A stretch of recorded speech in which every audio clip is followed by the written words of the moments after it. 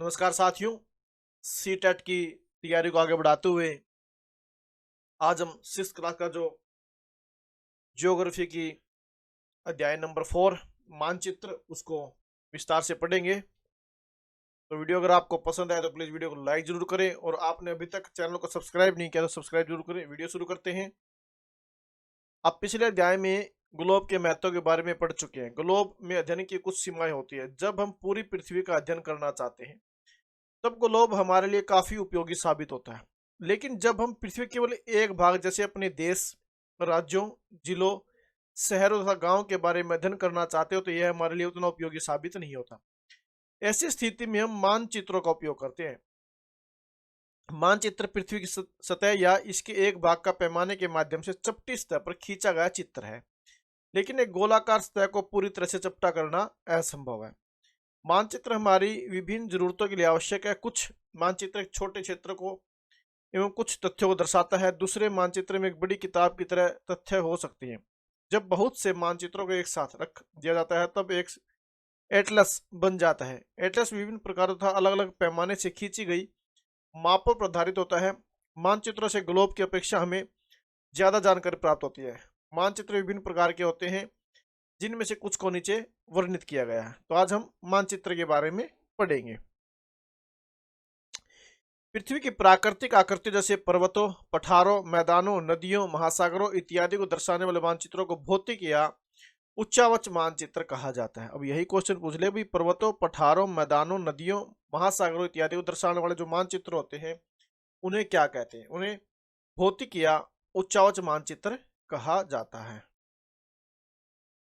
राज्यों, नगरों, शहरों तथा गांव और विश्व के विभिन्न देशों व राज्यों तथा उनकी सीमाओं को दर्शाने वाले मानचित्रों को राजनीतिक मानचित्र कहा जाता है। कौन से मानचित्र? राजनीतिक मानचित्र।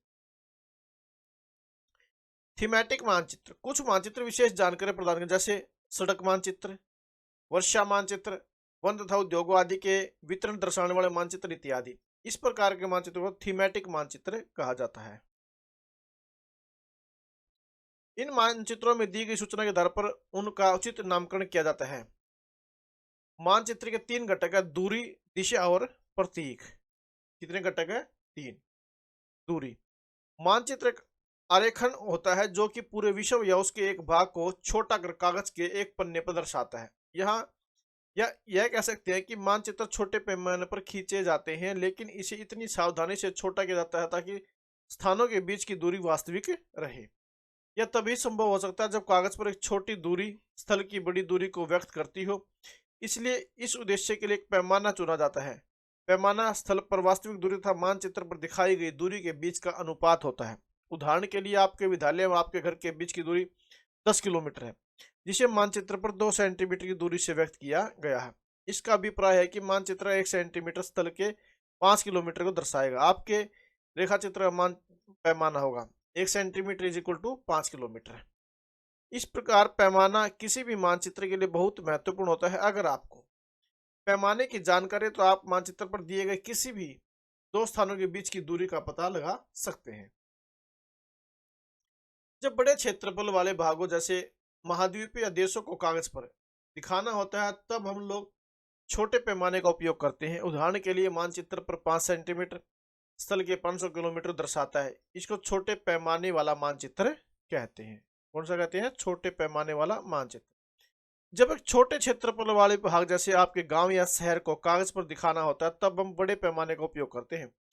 जैसे स्थल पर 500 मीटर की दूरी को मानचित्र पर 5 सेंटीमीटर से दर्शा जाता है। इस प्रकार के मानचित्र बड़े पैमाने वाला मानचित्र कहते हैं। बड़े पैमाने वाले मानचित्र छोटे पैमाने वाले मानचित्र की अपेक्षा अधिक जानकारी प्रदान करते हैं।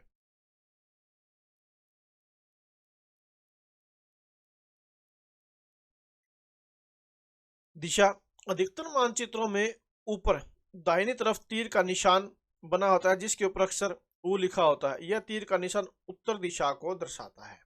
ये U दिखाया, इसे उत्तर रेखा कहा जाता है। जब आप उत्तर के बारे में जानते हैं तब आप दूसरी दिशाओं जैसे पूर्व, पश्चिम तथा दक्षिण के बारे में पता लगा सकते हैं। चित्र 4.2 में 4 मुख्य दिशाओं उत्तर, दक्षिण, पूर्व एवं पश्चिम को दिखाया गया है। वे प्रधान दिग बिंदु कहे जाते हैं। कौन से बिंदु कहे जाते हैं? प्रधान दिग बिंदु।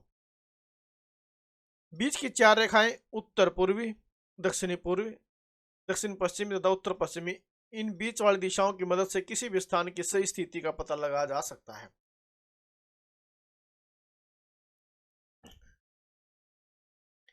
प्रतीक, यह किसी भी मानचित्र का तीसरा प्रमुख घटक है। किसी भी मानचित्र पर वास्तविक आकार और प्रकार में विभिन्न आकृतियों जैसे भवनों, सड़कों, पुलों और वृक्षों, रेल की पटरियों या कुएं को दिखाना संभव नहीं होता। इसलिए वे निश्चित अक्षरों, छायाओं, रंगों, चित्रों तथा रेखाओं का उपयोग करके दर्शाए जाते हैं। ये प्रतीक कम स्थान में अधिक जानकारी प्रदान करते हैं। इन प्रतीकों के इस्तेमाल के द्वारा मानचित्र को आसानी से खींचा जा सकता है तथा इनका अध्ययन करना आसान होता है। अगर आप एक क्षेत्र की भाषा को नहीं जानते हैं तथा आप किसी से दिशाओं के बारे में नहीं पूछ सकते हैं, तब आप इन चिन्हों की सहायता से, ये चिन्ह दिखाए गए ना, की सहायता के द्वारा मानचित्र में जानकारी प्राप्त कर सकते हैं। मानचित्रों की एक विश्वव्यापी भाषा होती है जिसे सभी आसानी से समझ सकते हैं। इन प्रतीकों के उपयोग समय अंतर्राष्ट्रीय सहमति है। ये रूढ़ प्रतीक कहे जाते हैं। क्या कहे जाते हैं? रूढ़ प्रतीक कहे जाते हैं। कुछ रूढ़ प्रतीक चित्र 4.3 में दर्शाए गए हैं। विभिन्न रंगों का उपयोग भी इसी उद्देश्य से किया जाता है। उदाहरण के लिए सामान्यतः नीले रंग का इस्तेमाल जलाशयों, भूरे रंग पर्वतों के लिए, पीला रंग पठारों के लिए और हरा रंग मैदानों को दर्शाने के लिए किया जाता है। यहाँ पर जैसे दिखाया गया है।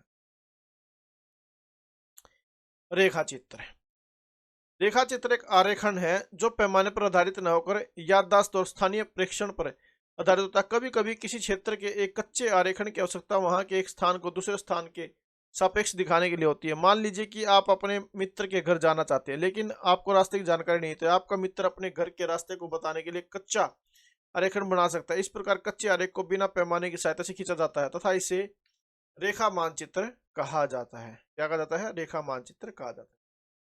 उसके बाद खाका, एक छोटे क्षेत्र का बड़े पैमाने पर खींचा गया रेखा चित्र क्या कहलाता है? खाका कहलाता है। एक बड़े पैमाने वाले मानचित्र से हमें बहुत सी जानकारी प्राप्त होती है, लेकिन कुछ ऐसी चीजें होती है जिन्हें हम कभी कभी जानना चाहते हैं, जैसे किसी कमरे की लंबाई और चौड़ाई जिसे मानचित्र में नहीं दिखा जा सकता। उस समय हम लोग बड़े पैमाने वाला एक रेखा चित्र खींच सकते हैं जिसे खाका कहा जाता है। तो उसके बाद ये अभ्यास के क्वेश्चन आ गए। ये था आज का लेसन, छोटा सा लेसन था जिसको हमने विस्तार पूर्वक पढ़ा, मानचित्र। अगर आपको वीडियो पसंद आई तो प्लीज़ वीडियो को लाइक जरूर करें, अधिक से अधिक शेयर करें और चैनल को सब्सक्राइब जरूर करें। Thank you very much.